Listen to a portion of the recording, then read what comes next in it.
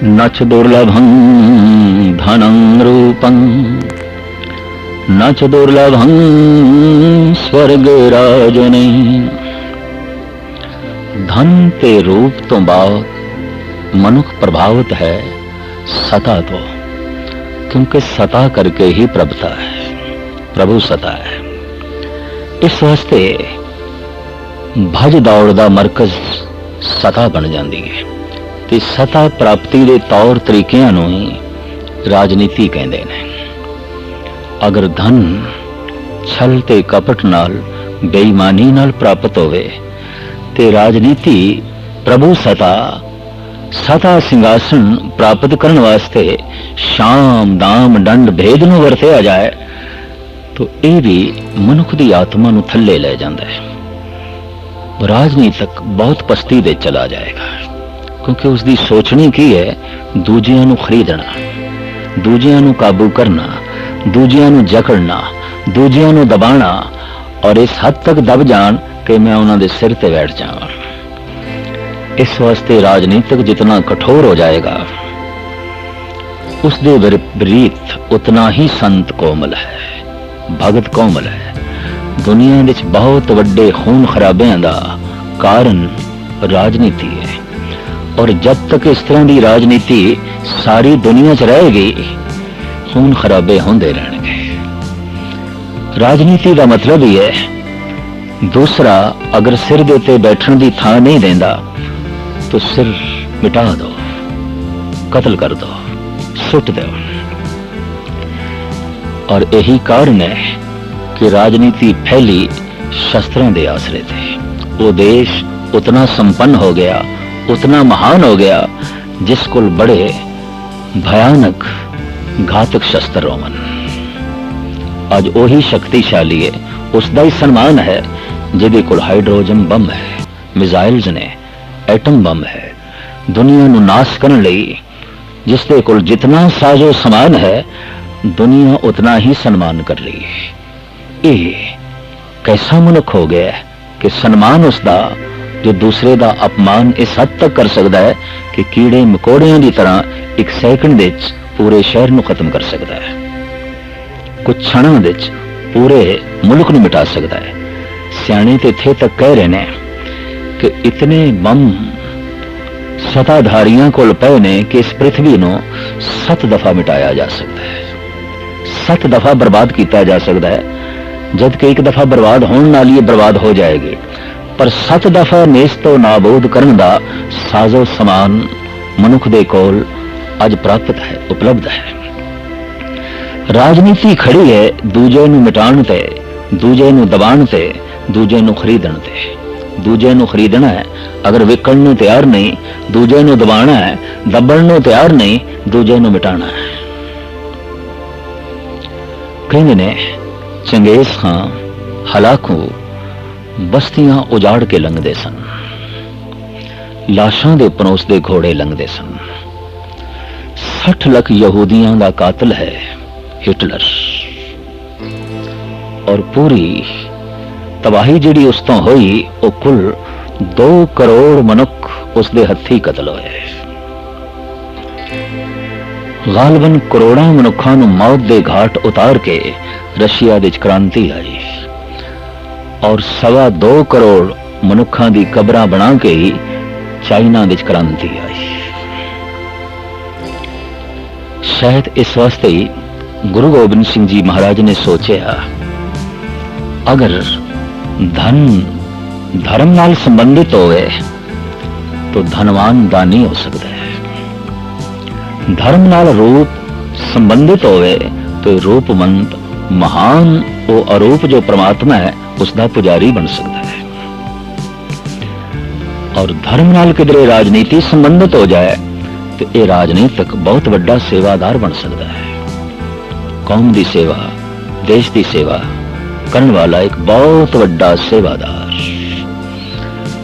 पर जे धर्म तो वख कर दईए इस राजनीति नूं तो देश का गद्दार बन जाएगा, देश के सिर ते बैठ जाएगा, दबा के रख देगा, मिटा के रख देगा, गुलाम बना के रख देगा, खरीद लवेगा। सारी दुनिया विच धर्महीन राजनीति ने गुलाम पैदा कीते ने, दबे हुए मनुख पैदा कीते ने, या कबरां ही कबरां नूं जन्म दिता है, खून दियां नदियां नूं जो है जन्म दिता है। 20वीं सदी दे हो गुजरे मशहूर और मारूफ शायर जिन्हां ने एक बड़ा सुंदर कौमी तराना भी लिखिया सी, सारे जहां से अच्छा हिंदुस्तान हमारा, हम बुलबुलें हैं इसकी, ये गुलिस्तान हमारा। लेकिन इस महापुरुष देवी ए विचार ने जलाले पातशाही हो या जमहूरी तमाशा हो, जुदा हो दी सियासत से तो रह जाती है चंगेजी। दीन नूं सियासत तो एक पासे कर दो, चंगेज पैदा होणगे, हलाकू पैदा होणगे। दीन नूं राजनीति नाल जोड़ दो तो नौशेरवान आदल पैदा होणगे, जनक पैदा होणगे, महाराजा रणजीत सिंह पैदा होणगे। और इसी धर्म नूं राजनीति तो वख कर दो तो फिर हिटलर पैदा होणगे, मुसोलिनी पैदा होणगे, चंगेज खान पैदा होणगे, हलाकू पैदा होणगे। बदकिस्मती है अज तक असी पूर्ण तौर ते धर्म नूं राजनीति नाल जोड़ नहीं सके, तो जनक ते एक पैदा होया है, हर नाकश बहुत पैदा हो रहे हैं। असी धर्म नूं व्यापक तौर ते राजनीति नाल जोड़ नहीं सके, तो राम ते एक पैदा होया, रावणां दी कतार लगी हुई है, पैदा ही होंदे जा रहे हैं, पैदा ही होंदे जा रहे हैं। इसी तरीके दे नाल जिस महापुरुष ने गीता जैसे ब्रह्म ज्ञान नूं राजनीति नाल जोड़िया, इस तरह दा कृष्ण ते इक्को ही होया है, पर कंस ते कदम कदम ते मौजूद ने, दुर्योधन ते कदम कदम ते मौजूद ने। सारे सिख इतिहास नूं पढ़ के देखिए तो महाराजा रणजीत सिंह जैसा तो केवल एक ही है, जो धर्म की मूर्ति है, दया की मूर्ति है, इंसाफ की मूर्ति है, प्रेम की मूर्ति है। लेकिन इसी धर्म नूं राजनीति नाल जोड़न विच ये कौम भी असमर्थ रही है, तो फोके छलिया कपटी पैदा हो रहे हैं, दबाण वाले मिटाण वाले पैदा होने हैं। ये भी दूजियां नूं खरीदना चाहते ने। सच कह देता है, सही कह देता है इकबाल ने, जलाले पातशाही हो या जमहूरी तमाशा हो, जुदा हो दी सियासत से तो रह जाती है चंगेजी। सच्ची राजसत्ता की है, इसनूं कलगीधर दी शान शौकत विच जो सिखां ने उजागर किया, आकी रहे ना कोई बागी ना होवे, कोई विद्रोही ना होवे, कोई दुखी ना होवे। अगर कोई आकी है, पंजाबी दा ये आकी शब्द, इस दे अक्षरी अर्थ करिए तो विद्रोह, इस दे अखरी अर्थ करिए तो बगावत, इस दे अखरी अर्थ करिए तो इंज कह दईए अतवादी। क्यों आकी रहे ना कोई, साहिब कहंदे ने ऐसी राजसत्ता चाहिए सारी दुनिया विच, आकी कोई भी ना होवे, विद्रोही कोई भी ना होवे, बागी कोई ना होवे। कहंदे ने एथन विच अज तो 2500 साल पहले एक महान संत होया, सुकरात। उसने कह दिता, समाज दे सताए हुए मनुख समाज सुधारक बन जाते हैं, और घरेलू झगड़ियों दे सताए हुए मनुख फकीर बन जाते हैं। हकूमत दे सताए हुए मनुख, सता दे सताए हुए मनुख विद्रोही हो जाते हैं, आकी हो जाते हैं, बागी हो जाते हैं।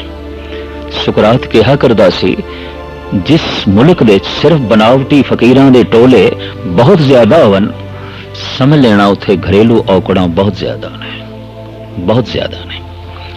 और जिस देश दे समाज सुधारक गली गली च घूम रहे होवन, समझ लेना उत्थे समाज दे कुरीतियां बहुत ज्यादा ने, बहुत ज्यादा ने।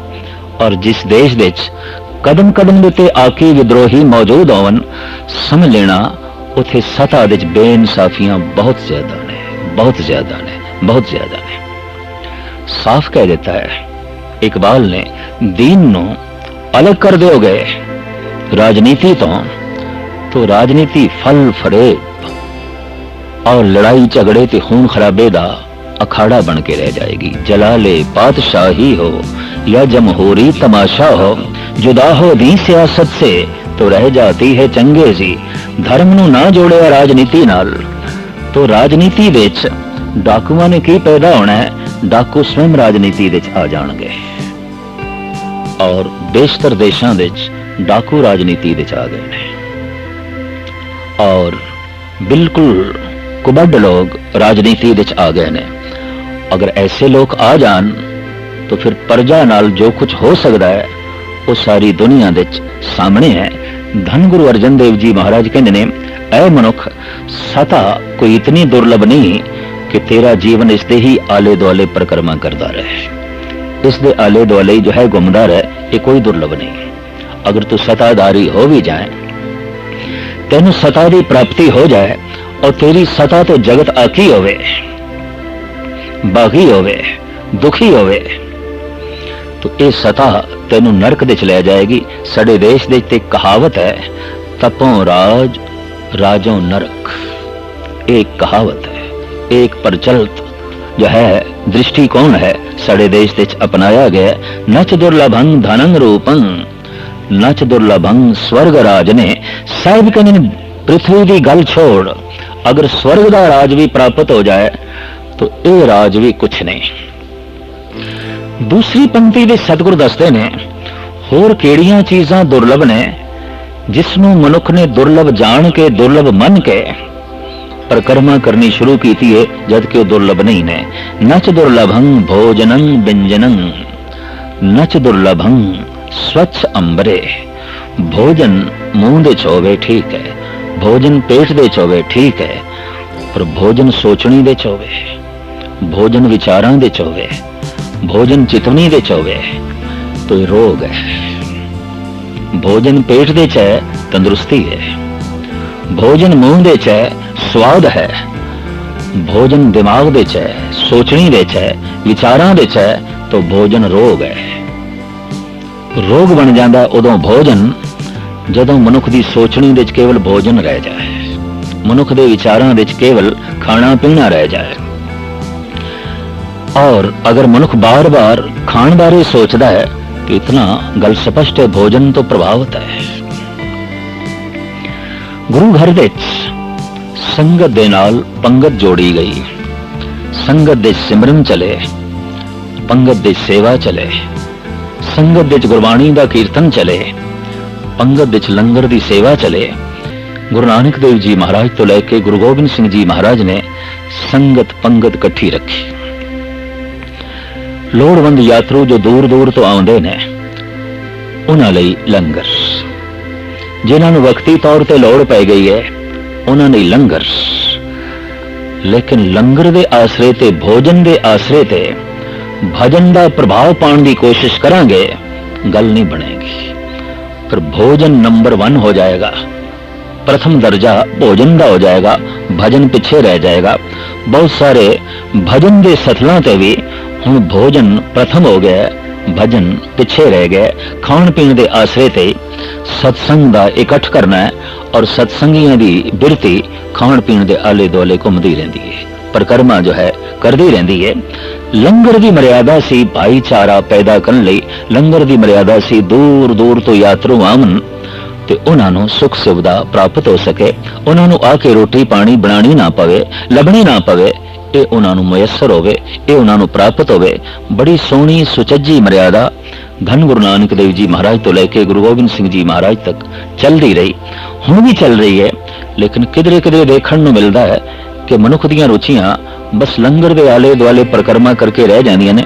लंगर ना मिले तो दुखी हो जाएगा, पर गुरबाणी सुनन नूं नहीं मिली तो दुखी नहीं होंदा, नाम जपण नूं नहीं मिलिया तो दुखी नहीं होंदा, गुरु दे दर्शन करन नूं नहीं मिले तो दुखी नहीं होंदा। इस तो मुख मुद्दा ही पंगत दा जो है खो जाता है। तो साहिब कहते हैं भोजन कोई इतना दुर्लभ नहीं है। घर दे हुण रसोई महान हो गई, बाकी होर कुछ नहीं महान है। किसी वक्त घर घर दे धर्मसाल महान सी, पूजा घर महान सी। अज पूजा घर महान नहीं, अज रसोई महान है, भोजन महान है। सारे परिवार की परिक्रमा रसोई दे आले दुआले, सारे परिवार की परिक्रमा भोजन दे आले दुआले। सारा संसार रोटी दे आले दुआले घूम रहा है, भोजन दे आले दुआले घूम रहा है। और इसे ਨੂੰ ਦੁਰਲਭ ਸਮਝ ਲਿਆ, ਜੀਵਨ ਇਸੇ ਲਈ ਬਤੀਤ ਹੋ ਰਿਹਾ ਹੈ। ਸਤਿਗੁਰਦੇਵ ਜੀ ਮਹਾਰਾਜ ਕਹਿ ਰਹੇ ਨੇ, ਨਚ ਦੁਰਲਭੰ ਭੋਜਨੰ ਵਿੰਜਨੰ। ਇਹ ਭੋਜਨ ਤਰ੍ਹਾਂ ਤਰ੍ਹਾਂ ਦਾ ਸਵਾਦੀ 36 ਪ੍ਰਕਾਰ ਦਾ ਇਹ ਵਿੰਜਨ ਮਹਾਰਾਜ ਕਹਿੰਦੇ ਨੇ ਇਤਨਾ ਦੁਰਲਭ ਨਹੀਂ ਕਿ ਤੂੰ ਆਪਣਾ ਜੀਵਨ ਇਸੇ ਲਈ ਬਤੀਤ ਕਰੇ। ਉਦੈਪੁਰ ਦਾ ਮਹਾਰਾਜਾ ਜਦ ਰਾਜਯੋਗੀ ਭਰਤਰੀ ਨੂੰ ਮਿਲਿਆ ਜੰਗਲ ਵਿੱਚ, ਉਸ ਵਕਤ ਰਾਜਯੋਗੀ ਭਰਤਰੀ ਸੱਤੂ ਪਾਣੀ ਵਿੱਚ ਘੋਲ ਕੇ ਪੀ ਰਹੇ ਸਨ।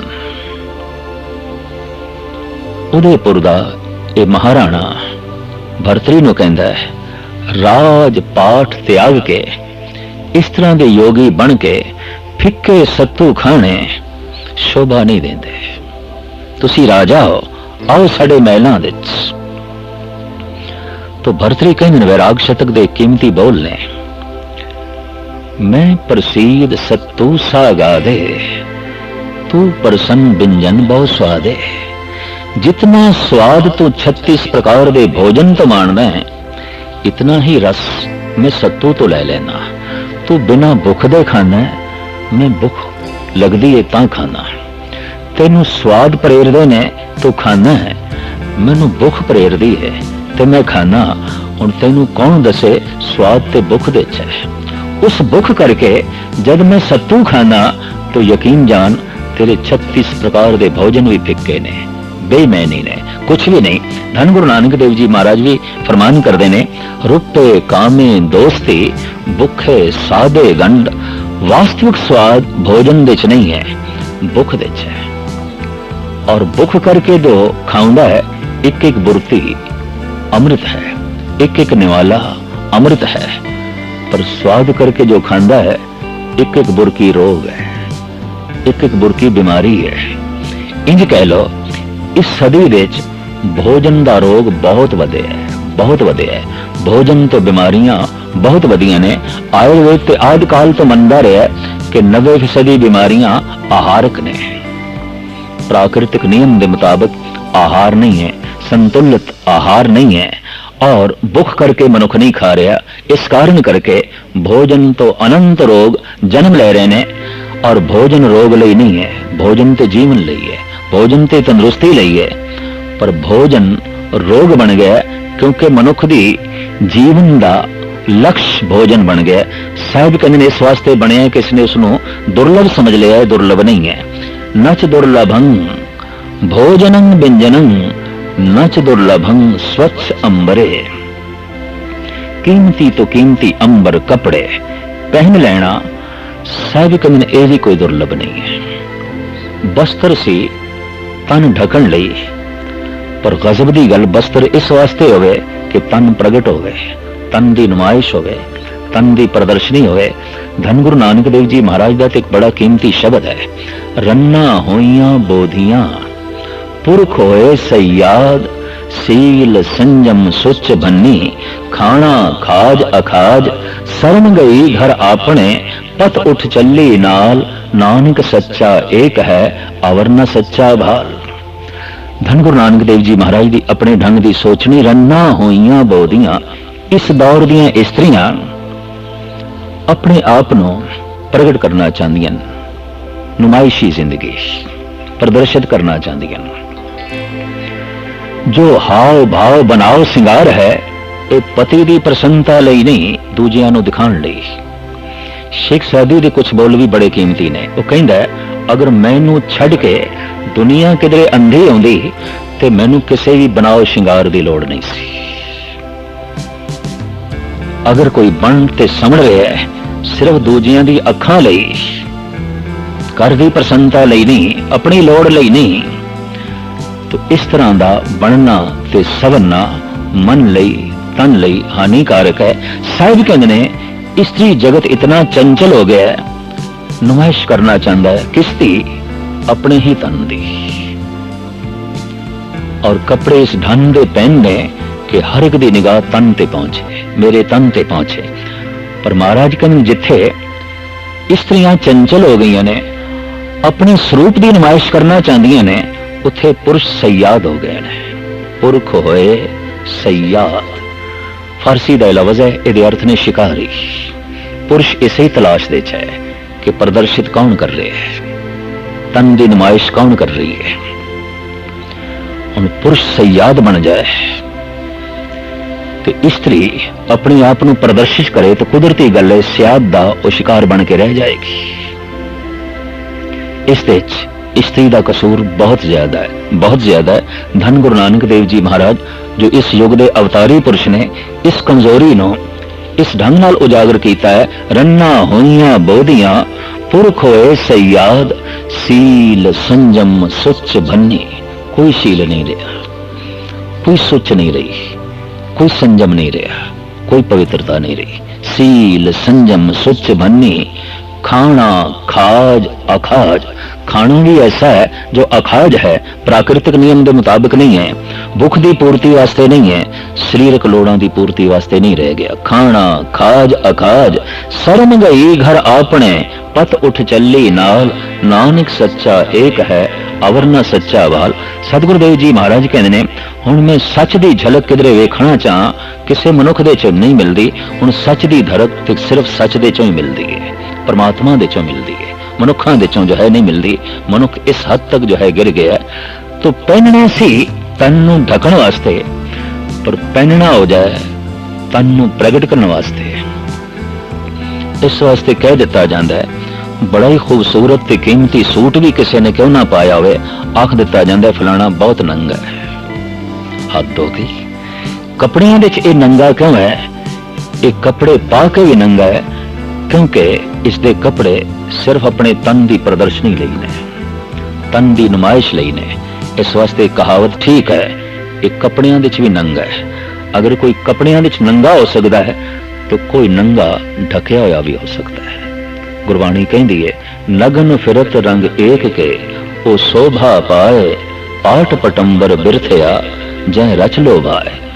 एक दे रंग दे च रंगिया होया है, एक दी भगती दे च लीन है, शर्म हया दा कपड़ा पहनिया होया है, भावे तन दे ते कपड़ा नहीं। नगन फिरत रंग एक के ओ शोभा पाए, पाट पटंबर बिरथया जै रच लो भाए। रेशमी कपड़े पा के जो तन की नुमाइश कर रहा है नगन है, पर नगन रह के जो एक दी याद दे च लीन है, ढके होया है, कजे होया है, पर्दे दे च है। तो साहब कहते नच दुर्लभंग भोजनंग व्यंजनंग, नच दुर्लभंग स्वच्छ अंबरे। इस तो बाद मनुख ने जिसनों दुर्लभ समझे ते जीवन उसका जिस दे आले दुआले परिक्रमा करता रहता है, वो है नच दुर्लभंग सुत मित्र भ्रात बांधवे। नच दुर्लभंग बनिता बिलासे। भागशाली उसनों मनिया जाता है जिसके बच्चे होवन, बिरा होवन, भैणा होवन और पत्नी होवे। हम ख्याल पति, हम ख्याल पत्नी, बच्चे होवन, बिरा होवन, सनबंदी होवन। सब कहने वड्डियां भागां दी ए निशानी नहीं है। गुरु तेग बहादुर साहब जी महाराज ते साफ कहने बड़ भागी तहे जन को जानो जो प्रभ के गुण गावे। ईश्वर दे गीत गाने वाला ही बड़ भागी है। सब कहने नच दुर्लभंग सुत मित्र भ्रात बांधवे। ये कोई दुर्लभ नहीं है चंगे मित्रां दा मिल जाना, आज्ञाकारी पुत्रां दा मिल जाना, हमदर्द भरावां दा मिल जाना। नच दुर्लभंग बनिता बिलासे। स्त्री तो प्राप्त सुख ये भी कोई दुर्लभ नहीं है।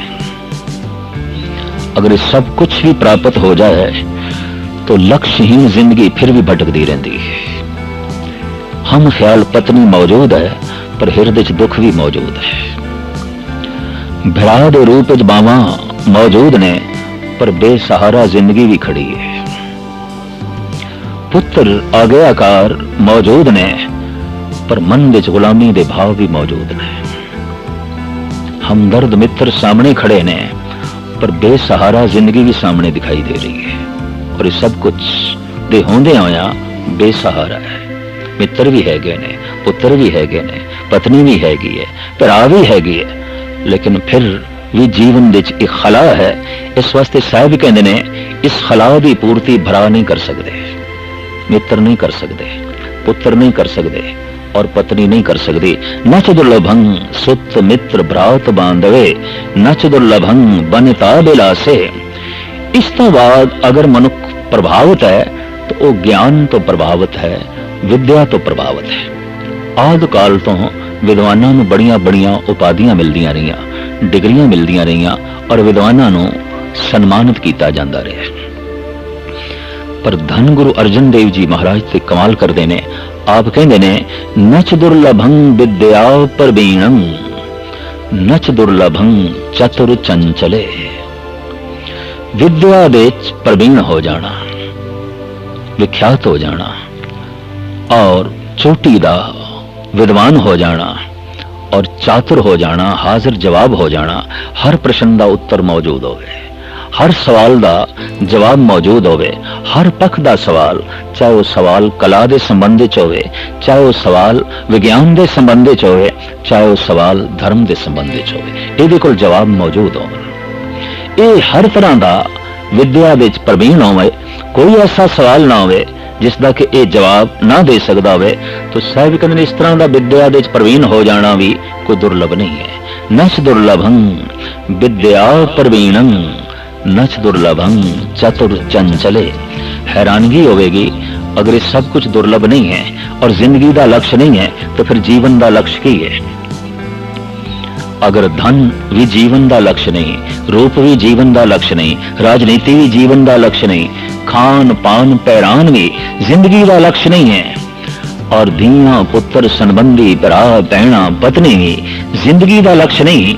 चोटी का विद्वान हो जाना, विद्या दे प्रवीण हो जाना, जे ये भी जिंदगी का लक्ष्य नहीं, रस्ते दे पड़ाव ने, तो फिर लक्ष्य की है। इस श्लोक की अखीरली पंक्ति दे धन गुरु अर्जन देव जी महाराज फरमान करते ने दुर्लभं एक भगवान नामे नानक लभदें साध संग कृपा प्रभं। दुर्लभ है केवल एक परमात्मा का नाम, लभदा है गुरु की संगत दे चों प्रभु की कृपा का सदका। सतगुरु गुरु अर्जन देव जी महाराज इसनूं एक होर शब्द विच इंज भी बयान करते हैं, अत सुंदर कुलीन चतुर मुख ज्ञानी धनवंत मृतक कहिए नानका जे प्रीत नहीं भगवंत।